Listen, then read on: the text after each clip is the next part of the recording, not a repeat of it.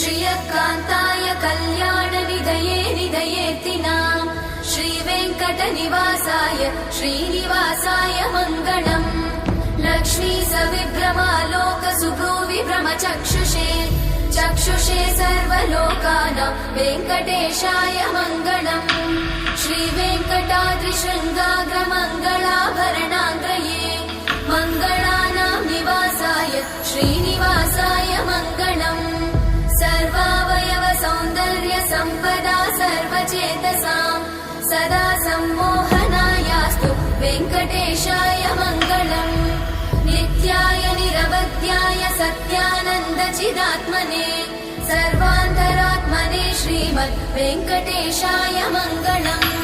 स्वतः सर्वविदे सर्वशक्तये सर्वशेषिने सुलभाय सुशीलाय वेङ्कटेशाय मङ्गलम्।